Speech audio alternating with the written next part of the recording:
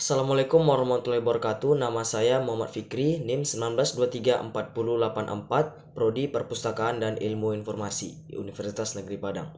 Baiklah, di sini saya akan menjelaskan materi dari mata kuliah Manajemen Koleksi yang berjudul Perawatan dan Penyiangan Bahan Pustaka. Baiklah, tanpa memakan banyak waktu, langsung saja kita masuk ke materi yang pertama. Perawatan bahan pustaka. Tujuan perawatan dan pelestarian bahan pustaka adalah melestarikan kandungan informasi bahan pustaka dengan alih bentuk menggunakan media lain atau melestarikan bentuk aslinya selengkap mungkin agar bahan pustaka itu dapat digunakan secara optimal dalam jangka waktu yang cukup lama. Perawatan koleksi bahan pustaka meliputi kegiatan-kegiatan sebagai berikut. Yang pertama, reproduksi bahan pustaka. Kedua, penjilidan dan laminasi. Ketiga, pencegahan faktor-faktor perusak koleksi. Nah, ada 3 faktor utama perusak koleksi yang akan dibahas, yaitu faktor fisik atau mekanis, faktor kimiawi, dan yang ketiga, faktor hayati. Pertama, saya akan menjelaskan faktor fisik atau mekanik. Faktor-faktor penyebab kerusakan fisik atau mekanik adalah: pertama, abrasi atau bisa disebut sebagai keausan yang terjadi pada bahan pustaka disebabkan perlakuan yang kurang tepat terhadap bahan pustaka dalam pengiriman, penempatan pada rak, frekuensi pemakaian oleh pembaca atau petugas pada waktu pengambilan dan penempatan kembali pada rak. Yang kedua, debu dan kotoran. Terjadi karena kurang bersihnya ruang perpustakaan dan koleksi tidak dibersihkan secara rutin. Yang ketiga, ada faktor cahaya matahari. Sinarnya atau sinar matahari secara langsung mengenai bahan pustaka. Cahaya ultraviolet dari sinar matahari dapat mengubah warna sampul, mempengaruhi ketahanan kertas dan cetakan karena proses fotoanalisis. Nah, dari faktor-faktor pengrusak tersebut ada cara mengatasinya. Cara mengatasi dalam bentuk fisik atau mekanis sebagai berikut. Pertama, hendaknya bahan pustaka diperlakukan dengan hati-hati pada waktu pengiriman, penempatan dan pengambilan pada rak, waktu membaca, membuka dan menutup buku. Yang kedua, bahan yang mudah rusak perlu dijilid terlebih dahulu. Bagi halaman buku yang getah dapat ditempatkan kertas pada halaman kosong apabila salah satu halaman kosong tanpa tulisan. Nah, yang ketiga, hendaknya kebersihan gedung dipelihara dengan baik. Dan yang keempat, usahakan agar penempatan bahan pustaka tidak langsung terkena sinar matahari. Yang kedua, ada faktor kimiawi atau iklim. Faktor penyebab kerusakan kimiawi atau iklim ini adalah: yang pertama, kelembaban udara yang derajat kelembabannya nisbi lebih dari 65% akan mempercepat kerusakan bahan pustaka, terutama di daerah tropis seperti Indonesia. Kedua, suhu udara yang tinggi dalam udara yang lembab merupakan faktor penyebab kerusakan kertas dan bahan lainnya. Yang ketiga, reaksi kimiawi yang terjadi karena proses oksidasi dan hidrolisasi bahan selulosa yang merupakan salah satu bahan campuran kertas. Yang keempat, pencemaran udara yang timbul oleh gas-gas SO2, NO2, H2S pada konsentrasi tinggi akan menghasilkan asam dan asam kuat yang merusak bahan kertas, film, dan alat-alat logam. Cara mengatasi kerusakan yang disebabkan oleh faktor kimia atau iklim sebagai berikut. Yang pertama, kelembaban udara dapat diukur dengan pengatur ventilasi dengan baik. Yang kedua, suhu udara dapat diatur dengan ventilasi atau dengan alat pendingin udara. Yang ketiga, koleksi bahan mikro sebaiknya tidak disimpan dalam kotak berbahan logam, tetapi dari polyester atau kayu. 4. Jangan menempatkan bahan kimia yang bersifat asam kuat atau basa kuat dalam ruangan koleksi perpustakaan. Yang kelima, pencemaran udara oleh gas-gas pembentuk asam kuat dapat dikurangi dengan mengatur peredaran udara yang baik dalam ruang perpustakaan.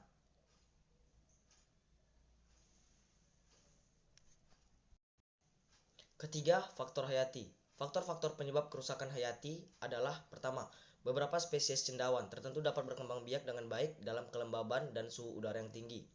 Yang kedua, serangga-serangga tertentu. Serangga-serangga seperti anai-anai, kecoa, dan ngengat. Ketiga, hewan pengerat, terutama tikus yang membuat sarang dari bahan kertas. Keempat, manusia, manusia dalam hal pemakai perpustakaan. Cara mengatasi kerusakan yang disebabkan oleh cendawan adalah dengan pertama, mengurangi kelembaban udara. Kedua, menghindari adanya debu, kotoran, minyak, atau bahan organik lainnya pada kertas. Ketiga, melarang pengunjung dan petugas untuk makan, minum, atau merokok dalam ruangan baca perpustakaan. Keempat, tidak menggunakan bahan perekat yang mengandung amilum untuk menjilid. Yang kelima, mengatur suhu udara dalam ruang agar tidak terlalu tinggi. Keenam, menggunakan bahan fungisida untuk membasmi cendawan dengan bantuan orang yang ahli. Ketujuh, menggunakan larutan bahan kimia yang tidak berbahaya bagi manusia. Nah, kerusakan karena serangga dapat dikurangi dengan cara mengatur kelembaban udara dalam ruangan sekitar. Yang kedua, mengatur suhu ruangan sekitar 20-24 derajat Celcius. Kemudian memelihara kebersihan ruangan, menggunakan pestisida, dan mengadakan fumigasi. Kerusakan karena hewan pengerat dapat dicegah dengan memelihara kebersihan perpustakaan dan sekitarnya, tidak meninggalkan sisa makanan dalam perpustakaan, dan menggunakan bahan pembasmi tikus. Nah, sedangkan kerusakan yang disebabkan oleh manusia dapat dicegah dengan pertama, menata ruang baca dan ruang koleksi sedemikian rupa sehingga memudahkan pengawasan terhadap pengguna.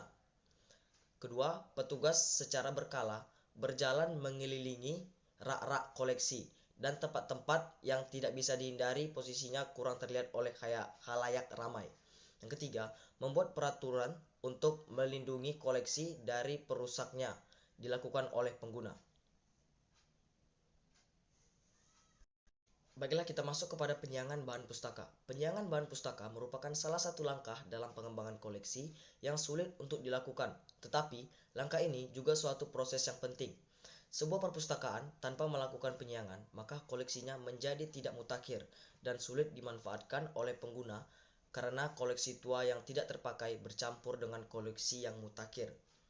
Penyiangan koleksi atau yang bisa disebut dengan weeding adalah suatu praktik dalam pengeluaran atau pemindahan ke gudang duplikasi bahan pustaka, buku-buku yang jarang digunakan, dan bahan pustaka lainnya yang tidak lagi dimanfaatkan oleh pengguna.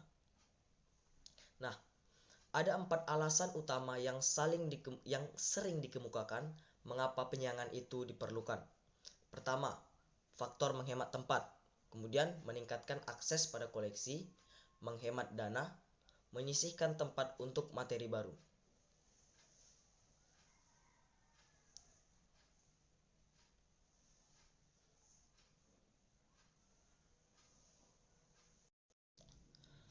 Ada beberapa alasan mengapa penyiangan tidak dilakukan pada bahan pustaka.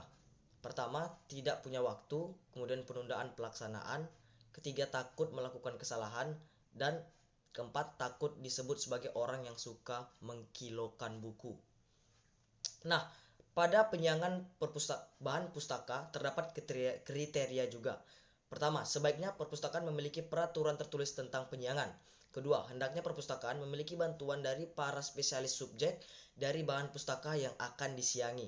Ketiga, kriteria umum penyiangan koleksi. Nah, ini juga memiliki beberapa bagian. Pertama, subjek tidak sesuai lagi dengan kebutuhan pengguna perpustakaan. Yang kedua, bahan pustaka yang sudah usang isinya. Ketiga, edisi terbaru sudah ada sehingga yang lama dapat dikeluarkan dari koleksi. 4. Bahan pustaka yang sudah terlalu rusak dan tidak dapat diperbaiki lagi. 5. Bahan pustaka yang isinya tidak lengkap lagi dan tidak dapat diusahakan gantinya. 6. Bahan pustaka yang jumlah duplikasinya banyak tetapi frekuensi pemakaiannya rendah. 7. Bahan pustaka terlarang. 8. Hadiah yang diperoleh tanpa diminta dan tidak sesuai dengan kebutuhan. Dan ke-8, bahan pustaka yang tidak digunakan lagi dan tidak dibutuhkan lagi.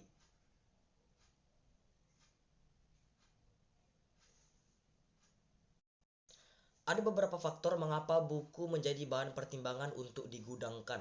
Nah, pertama, kajian terhadap keadaan buku di rak. Kedua, nilai sebuah judul buku dalam subjek yang dibahas buku itu. Ketiga, nilai historis yang dikandung oleh isi buku untuk bidang ilmu yang dibahasnya. 4. Keberadaan edisi lain dari buku itu. 5. Keberadaan buku lain dari subjek yang sama.